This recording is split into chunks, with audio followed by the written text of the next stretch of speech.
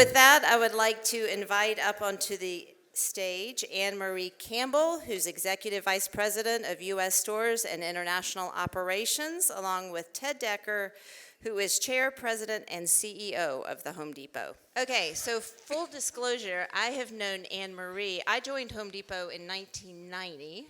I followed Anne Marie 5 years later, but we had mutual friends who were working in South Florida together when you were a cashier. Yeah. So we've known each other for a very long time.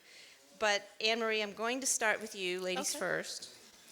You've been there now for almost 38 years. Correct. Started as a cashier. Correct. Jamaican immigrant. Yes. Correct. But you had retailing in your blood with your mom, correct? My grandmother. Your grandmother. So it's been a fantastic journey, 38 years, and I've always said that I've had many jobs, but all at Home Depot. I just love the culture, love the people, and love the opportunities that were provided for me as well. But interestingly enough, my grandmother was an entrepreneur in Jamaica. She immigrated from Costa Rica, moved to Jamaica when she was 6 years old. And of course, Costa Rica is a Spanish-speaking country, moved to an English-speaking country and dropped out of school and started selling on the side of the road and then built a phenomenal business that's still there today. When I was younger, I would be with my grandmother. My father died when I was 1, and so she raised me. And I didn't know the retailing that I learned from her will come to play a part in my life years later. And so when I started Home Depot, it was this natural connectivity around customers and around people and around serving and around just leading from the front. So you are also a Georgia State grad. Yes. And now are overseeing 2,200 stores and 40,000 associates. So has that grown since my last figure? Even more. Yeah, even more. So I'm in charge of all stores throughout the company. We have north of 2,300 stores and close to 500,000 associates, about 450,000. That kind of is within my realm. And so, I've gone from a part-time cashier making $4.25 an hour to being responsible for. You're not going to tell us what you're making an hour now. No. I think the 425, inflated adjust. I don't know what that stands at. So, and Ted, you joined Home Depot in 2000, so you've only been there for almost 23 years. You're just a newbie. Tell us a little bit about your journey to Home Depot. Yeah, so I've had just a great time at Home Depot. I worked 7 years background at a bank, and then 7 years at Kimberly-Clark. And the luckiest day I ever had was Carol Tomei called out of the blue to come work in the finance department at Home Depot. I think Carol was here last week, maybe. And super excited that you guys, in particular, Anne Marie. Exactly. Well, and it's so true because when I was standing next to Anne Marie, and Stephanie came up and said, "You need to come do Rotary," and I said, "Only if Anne Marie will come, because that will be much more interesting." But and I had just a great time. I worked for Carol, I worked for Frank Blake, and I worked for Craig Manier. Those have been 3 bosses. So just an incredible journey, number of different jobs over 23 years, and to have 3 of them as mentors has been really neat. So I'm going to ask each of you to describe the other's leadership style. So Anne Marie, what would you say about Ted? Collaborative, number 1, inclusive, thought-provoking, and he loves to kind of stimulate different, creative ideas, so innovative as well. So I've worked with Ted. So Ted was a peer of mine because he was the executive VP of merchandising. So we used to travel together, to different stores. And one of the things that's really important, I think, about leadership is to have a very welcoming and open environment where you can be trusted and you can engage. And Ted and I had that relationship before he became CEO, but he has just elevated it to a different level. And I think that part of being welcoming and inclusive just create just ideas where people can share and be their best self. Ted, what would you say about Anne Marie? Anne-Marie is smart as a whip, and if you haven't noticed, an amazing personality, and she can operate on the complete realm of strategic and highly operational and technical, running all the stores, but she also does it in such an inclusive way, and her unbelievable special sauce is connecting with people. To see Anne-Marie connect with people in our stores, it is truly magic. It is absolute magic how you connect with people and our associates all across North America. So I mentioned that Anne Marie's been here for 38 years. You've been here almost 23 years. That's in this day and age where you see folks move from job to job, company to company, whatever. It's a bit unusual to have, but that's not unusual for the Home Depot. Can you talk a little bit about how that's, and we heard the 90% of the store leadership started out as hourly associates, but talk a little bit about the culture and what's enabled that for people to stay and grow within the company. I'll start. I look at things from, kind of three different perspectives. I think when you start or work with companies, it's all about people, it's about purpose, and it's about culture. And I think if you create an environment where, first of all, from a culture standpoint, where people can be their best self, you also create a culture of opportunity and growth, because you want to work for a company that you can see yourself moving up the ladder or creating more for yourself. And that may not be up the ladder, but you're creating more. And but it's also a culture of winning and innovation. So that level of energy just create this connective tissue that I think is really, really important. And then when you have this defined purpose, and when you think about our founders and they think about why Home Depot is here today, and you think about Bernie at age of 49 being fired and starting out with this energy about a will to win, it is, how do you continue to take market share? How do you continue to grow?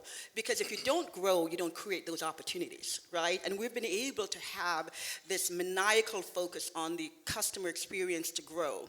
And then the last piece I think about is the people you work with. Do you enjoy serving, both internal customers, as I say it, which are our associates, and external, customers? And I think when you create that environment where people feel that they can be their best self, they have an opportunity to grow and be more, right? And then they're with a company that wants to win and grow and create opportunities for them, it creates some level of stickiness. So when I was there, a lot of the folks in leadership didn't necessarily have their MBA or things that they had worked, maybe even started as a lotman, Is that still the case with Home Depot and the culture of the company, that you can start anywhere? Yeah, absolutely. You can start everywhere. And it's still to this day, 90%, as you said, of our store managers started as hourly associates. And I'm not even sure, Ann, what percentage of store managers. Yeah. It's a mix between high school graduate associate degrees or four-year degrees, and that's not a determinative factor at Home Depot at all. We're also building out a much more sophisticated supply chain. So we have a whole new platform of our general managers and our assistant general managers of our various supply chain platforms, and same thing, you can build a career in supply chain. Come to Atlanta, which we call the Store Support Center. It's all that notion of servant leadership. We've never called it headquarters or head office. We exist to support the stores, support the associates in the field. And as Ann said, it's not for everyone. Retail's certainly not for everyone. It is a 24/7, 363 or 364, 363 day a year, 24/7 type job. But the culture is so important. We have two sort of archetypes that you know well that symbolize what Home Depot stands for. One is our values wheel, and we have 8 very important values that the founders set out. It's things like taking care of our people, giving back, doing the right thing. These values have been with the company since day one. And then a very, very interesting archetype is the inverted pyramid. And the inverted pyramid, it really symbolizes servant leadership. And when you think of most organizations, you think of a pyramid, and you got, the many, many workers at the front line and in the stores, or, if in armed services, the troops in the field. And then you go up as you move up management, or if you move up the ranks of responsibility until you get to the CEO, is always on top of any org chart. Well, the founders at Home Depot flipped that, and it's the inverted pyramid, and the customers are at the top, the frontline associates, and then all the way at the bottom are Ann and I, and the rest of the leadership team. And if you have that mentality that values are important, true value-based organization, you have humility. You're not going to go very far at Home Depot. Egos do not work very well at Home Depot. And if you then can connect with the values, the culture, and as Ann talked about, the growth mentality. I mean, we've had growth aspirations in our DNA as a company, and it's growth for the business, it's growth for the shareholder, it's growth and opportunity. If you're growing, if you're building new buildings, if you're building new supply chain assets, now as we get into more and more technology, and we have PhDs in data science and machine learning and a huge online business. I mean, completely different businesses that have been emerging with the rest of retail over the past years.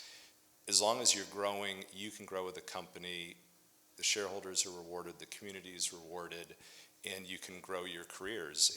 And unbelievable, I think one of the things that few people maybe don't realize or give enough credit to our founders is the democratization of wealth. There are so many stories of Home Depot associates, maybe didn't go to college, became a store manager, a district manager, what have you, and over the incredible growth of the stock, thousands upon thousands upon thousands of millionaires at the Home Depot. And the difference is we all hear about the thousands upon thousands of wealthy tech folks, but not everyone can get a PhD at MIT and go code at Facebook. But Home Depot is always set up that the founders push stock, the lowest levels of anywhere that I know of, down to assistant store manager level, and they themselves, they did not pay themselves in equity from after day one. After the IPO, the founders never took any more incremental equity, and they pushed all that equity down to the associates. And I don't want to compare and contrast or name other companies, but when you think of some of these, well, I'll name a couple tech companies. I mean, when you think of the Amazons and the Facebooks, I mean, they do things like A and B class shares, and the founders truly control. I think with Facebook, it's 80% of the voting share of the company. But our founders never did that. They took the initial equity, never took any more, pushed it down. So that democratization of wealth and that opportunity for so many associates has been just a terrific part of our history. Can I add just a couple of points about the meritocracy? We talk about the PhD, we talk about it from a, poor, hungry, or determined, the PhD in retail. And so when we think about promoting from within, that's the culture, or, we have changed it to passionate now, hungry and determined, but that's what the P stands for. But there are, in the retail business, right, this meritocracy is so important. And I think that's where our founders, when we think about Arthur Blank and we think about Bernie, instill in us early on that you have to have the PhD in retail for customers, the PhD for customers, and that's a passionate for customers and be hungry and determined to win, which is something that I think has been, a core to who we are for the last, 40-something years. Well, before we talk about the stock, I want to talk about one thing that really impacted and fueled the growth, and that was the pandemic. And so I know that there was exceptional growth during that time period, and sales, obviously. But what was the learning from the pandemic? What has permanently impacted the business coming out of that? What's not going to go back to the way it was? Well, it's, boy, that's such a great question, and there's so much we can talk about. you know, on the results, yeah, we grew like crazy. We grew 43%. We grew $47 billion in 3 years, and we grew our earnings per share 60% in 3 years from what was already a very high base. Three things that helped us in the pandemic. One was we had launched a lot of investments a couple years before the pandemic. So supply chain, I mentioned, to build out a more modern supply chain. We built the online business and had just rebuilt the whole tech stack. So the online business, for example, doubled. And it is now the 5th largest e-commerce retail site in the country. And Now, I read it was the 4th largest. is it now 4th? I read it's Amazon, Apple, Walmart, and then Home Depot. In us, yeah. And I guess eBay would be in there, but they're a marketplace. They're really not a retailer. But if we hadn't done those investments, there was no way we could have doubled that business, and that's now a $20+ billion online business. The second thing was the values. And Craig Menear was CEO at the time, and the decisions he made, the decisions that are, you know, they were hard decisions, but because we had such a strong value in purpose, in my favorite values, doing the right thing, every decision we made, it was sort of like, what's the right thing to do here? So those were the decisions we made, and we had the values wheel as the North Star. The third thing was, I think, our leadership principles, Ann, and you can talk a little bit more about this, but with the lockdown, you know, we had stores, you know, in geographies, Montana, where have you, that we didn't get leadership. We couldn't travel, you know, you weren't traveling, we weren't staying in hotels, so we had stores upwards of a year without, quote, management, you know, visiting that store. But the leadership structure, the architecture that Ann had put in place, these store managers, their management teams, you know, following the values wheel in the inverted pyramid, were able to run the business, you know, without a ton of support in that first year anyways from the store support center. No, absolutely. I want to kind of lean in on a couple of things because I think it's important from a leadership standpoint, the decisions you make in moments of crisis. And I want to give an example that kind of speaks to, you know, what Ted talked about from Craig Menear's standpoint. We made a decision to limit customers in our stores, right? We have a 100,000 square foot building. We could have made a decision a little bit differently, but that we were monitoring the number of customers so that we gave the appropriate amount of space, you know, in the pandemic. And then we also made a decision to close our stores at 6 p.m. across the country, independent of what the regulatory environment was, whether it be California or Montana. The reason I bring that up is when we made that decision, that had pretty big implications for our store leadership as it relates to incentive plans. So think about closing down a store, your competitor is fully open at that point, and we made that decision. And I remember getting a call from one of the store managers who was having struggles in his mind, you know, trying to straddle customers because he says it's costing us sales. And then went into the reasons why. You know, his wife was laid off at that point, he needed the money, et cetera, this would impact. I remember calling Craig and said, hey Craig, I know we're metering customers, here's what I'm hearing. Craig, on the time when we were negative comping like 50% and did not know how long it was going to last, said he was going to guarantee full bonus for every single leader in the company. Think about a company of that size and that scale, you know, not knowing whether we're going to comp negative 50% for the next 3 months or 4 months or whatever, making a commitment like that. And that speaks to doing the right thing. In a moment of crisis, didn't hesitate, he made that decision. And when you make decisions like that, then the empowerment of your leaders in the stores, to Ted's point, becomes even more consequential, right? Because they're seeing you make tough decisions for them, and within those moments, when they have to make tough decisions, they're making it for the customer and they're making it for their associates. And for a year, to Ted's point, we could not or did not. We left them for them to run their business. And one of the things that we continue to learn is the ability and the adaptability and agility and the capability that our leaders have, that now we can really push and continue to push the limit without overstressing the system, because they have experienced, you know, the highest level of stress, and they know that they can do a lot when they put their minds to it. So speaking of the frontline associates, Home Depot fairly recently increased the minimum wage to $15 an hour, right? And you recently announced $1 billion investment in the frontline associates as well. Has that been enough to stave off kind of the exodus that you've seen in other companies? Have you struggled to find associates and keep the stores as staffed as they needed to be? So we were able to hire. So with turnover in retail is higher than the norm, we're lower than most retail, but we were able to hire 200,000 people last year, for example. But what we were finding is sort of the qualified pool of the applicants wasn't as strong as we had liked, as everyone else was going up in wage.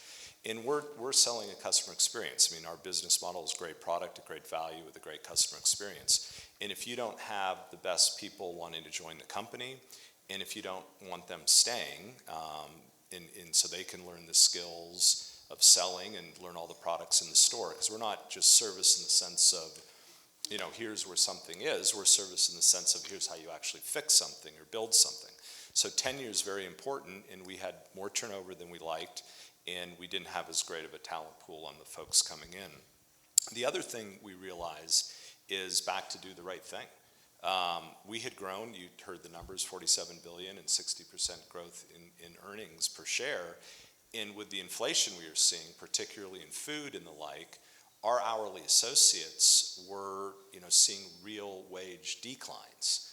So it's pretty hard to live the inverted pyramid and do the right thing when your frontline associates who are delivering the Home Depot experience to our customers are seeing a real decrease in wage.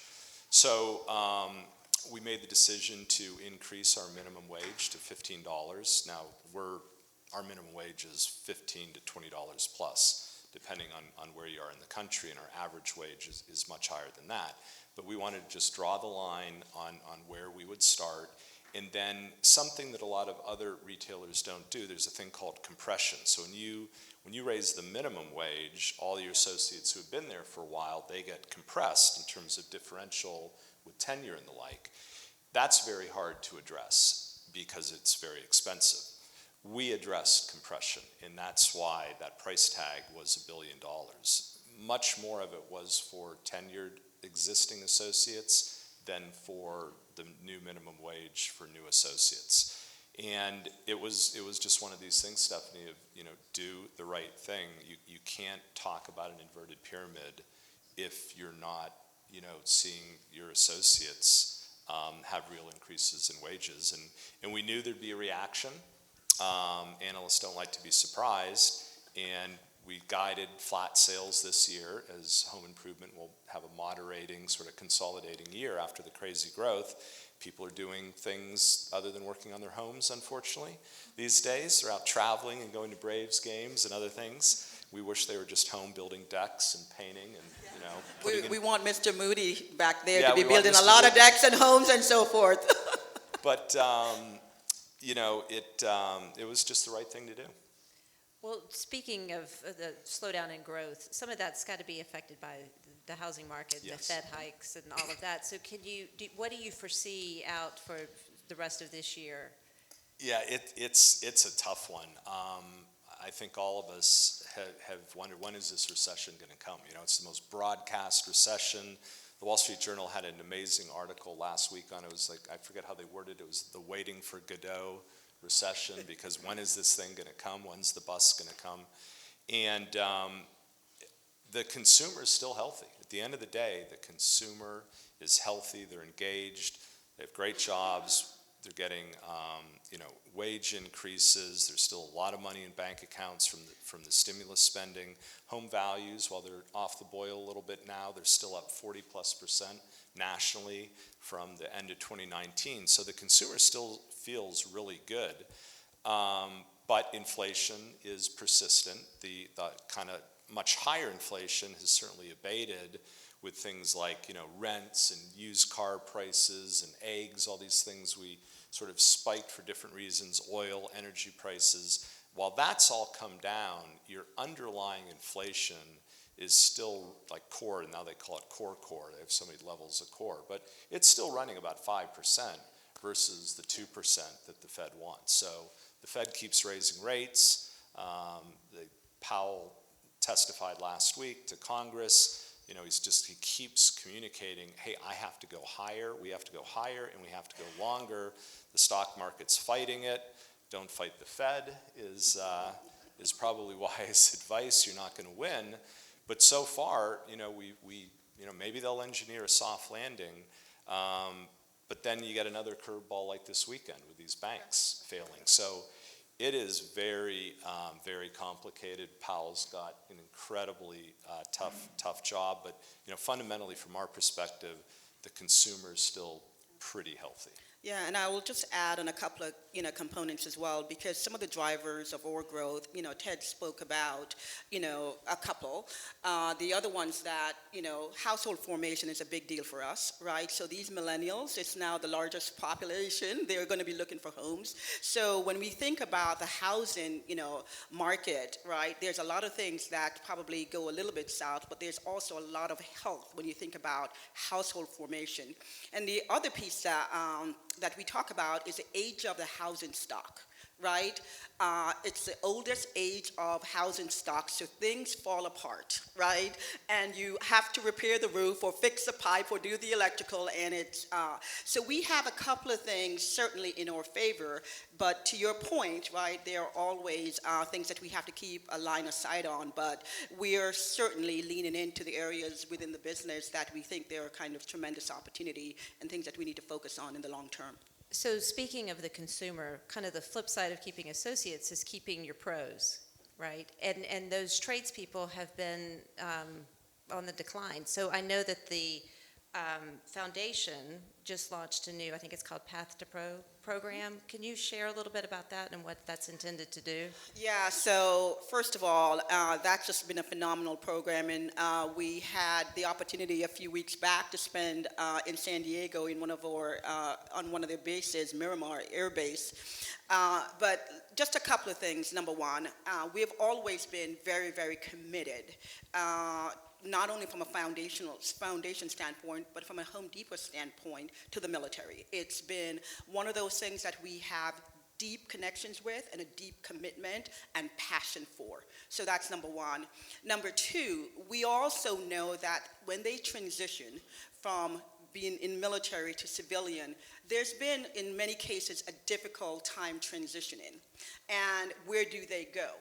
And this Path to Pro was a fantastic opportunity where our company invested $50 million with a commitment to train 20,000 people by 2028, knowing that there's 400,000 open jobs, skills, trades jobs that's going to be over the next few years.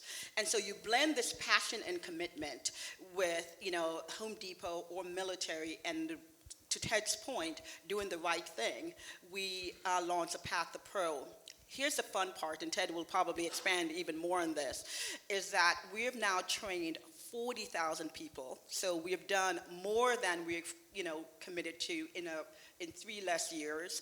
But we've also connected 132,000 people to the trades program. As many of you know, we used to have shop classes in school. Trade was, a big fun deal.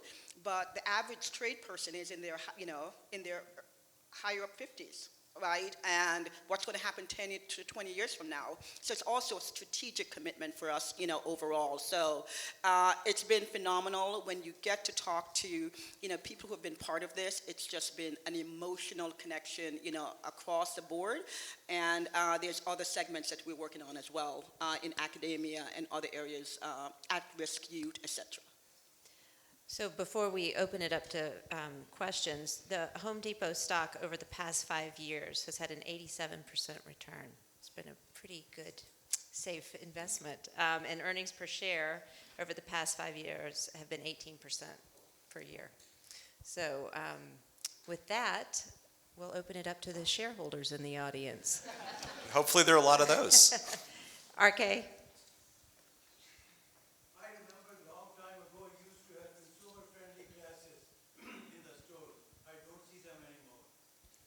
Well, we paused those for a period of time with the pandemic. We just turned the kids' workshop back on, so the first Saturday of every month we have the kids' workshop, and we're starting to slowly also do the do-it-yourself workshops. But we had paused all that during the pandemic. So, yeah, they're terrific. Yeah, great programs. I actually taught some of those at the store on Piedmont Road. Yeah. How to sponge paint. Yeah. But speaking of the kids' workshop, you guys are doing something pretty innovative with that as well, with the metaverse. Yeah. And Roblox? Is Yeah, that? so I don't even know what that is, but I'm not sure I do either. It's, I'm not the tech savviest of persons, but we talk about millennials, but Gen Z is right behind, and online engagement is so important. And you think about what's the metaverse. Why would you be interested in the metaverse? It's not really a why question. It's if that's what consumers and people are focusing on, then Home Depot should be there. So just a couple weeks ago, we launched sort of a Home Depot store in sort of a workshop online, and the engagement is unbelievable. Largely certainly millennials and Gen Z, not boomers, but be where the customer and you wants can to get be. tokens, right? If you go in and build things that you can actually use in the stores. Yep. So integrated. We're all about interconnected digital and physical world, and the metaverse is the next digital world. I'm not sure we completely understand what it's going to be yet, but No, I don't understand it at all. David Lewis had a question. Yeah, you mentioned a couple times going to visit stores, and I just was curious, what was the worst nightmare you ever had in the store? We had one. Do we want to talk about that? Well, so I won't talk about the worst nightmare, but I will tell you that the way we, visit stores, we do announce on unannounced visits, right? So, and you do announce for a couple of reasons, right? There are talented leaders that you want to meet. You're thinking about promoting to the next level. You want to have a level of engagement and understanding about that person and their profile and what their capabilities are. So understanding that is really important. But then we do unannounced visits as well. And depending on where we go, right? And we have stores that we consider very, very complex stores for many different reasons. And when we go to those stores, sometimes they're not, the best of visits, but the way we think about it is that how do we help those stores? And, our role and our job is to kind of make sure that we provide the best environment for people to do the best work. And I don't think anyone wants to run a bad store. So my takeaway a lot of times, and myself and Ted, we come back and we have a project, to be honest, about how do we think about complex stores in more urban markets where the parking lot may not be the best environment for associates, the way the product is handled is not the best way, so it takes more work to keep it up. And we have those, and those are fun days, but that's a challenge for us because at the end of the day, every customer that walks into that store has an expectation of the Home Depot brand, and we don't discount based on the condition of the store. So we want to make sure we provide the best environment for associates and our customers to shop and work in, and we take that as a big, goal for us. And if I could just add on that, Stephanie, it's a tough environment out there. I mean, I know Atlanta's not perfect, but the mayor is doing just a terrific job improving the city. And when we talk about tough environments, and Ann said a tough store, I mean, we have some tough stores in some really, really tough environments. And we don't have those in Atlanta. I mean, Atlanta, I don't even think any of the Atlanta stores we would put on our tier 1 or our tier 2 toughest stores. But you go to Philadelphia, in New York, in Chicago, in Oakland. I mean, it is really, really tough out there. And if you hear about, retail crime and organized retail crime and theft, it is a real deal. I mean, it is rampant. It is out of control. It is not only, but largely drug fueled to steal and get money for, that day's habit. And it is catastrophic what is happening. And so, we have a very urban penetrated store base in the big cities. And some of these are just heartbreaking situations that people are living in and what they're doing, to try and survive in these environments. So when you hear about retailers, trust me, we're not just whining. It is a really, really big societal issue we all have to face. So Keith and then Jeff. Love your story, because many of my participants go from cashier on to many great things. But I was wondering, considering what the future, many retail people are saying about the future of retail, you've largely eliminated cashiers. Many customers go through, get their entire transaction without engaging with any associates. How do you continue to keep the culture of the employees of the store with the customer without very much interaction, quite often, with store personnel? Yeah, so a couple of things I will say on that. The way we think about the front end today is a checkout associate for different reasons, because a lot of what we would think about traditional cashiering, they have transitioned into checking out. Customers think about a buy online, pick up in store, right? Think about, all the other, I would say e-commerce type capabilities. So that's number one. Number two, we're challenging ourselves to think about that a little bit differently as well. We have a very high penetration, especially in urban markets, around checkout, but still about 55% on the company level is checked out by an associate. So we still, because of the pro end, a lot of times on the garden end. What we're trying to review and think about it a little differently, should that mix be a little bit different for a couple of reasons, right? The accuracy may not be as ideal, to be number one. Number two, the experience that we want to create for customers. If you're going to get up off your couch, walk into the store, right, what is that experience that you expect? And make sure that we are addressing the experience from an associate and customer a little bit differently. So absolutely right. We went down a path where we moved and had a lot more checkout opportunities, and customers were requesting that, to be honest, especially the millennials. Did we go a little bit too far? Not too sure, right? But there are ways we're thinking now, how do we think about checking out a customer a little bit differently? And it's not anymore a cashier. You hardly take any cash anymore. It's how do we check out a customer, and what is that experience we're looking for, whether it be is in the aisle, at the desk, or on the front end. Last question goes to Jeff. Yes, Jeff Rosenzweig goes way to business school, and Frank Blake speaks at the school, and I see him as the ultimate servant leader, talking about inverting the pyramid, and he'll talk about lessons he learned from Jack Welch. But what are maybe the favorite lesson that each of you learned from Frank Blake when he was CEO? Oh, man. Geez, he's a master. You're right. I think with Frank, the thing I learned was accountability.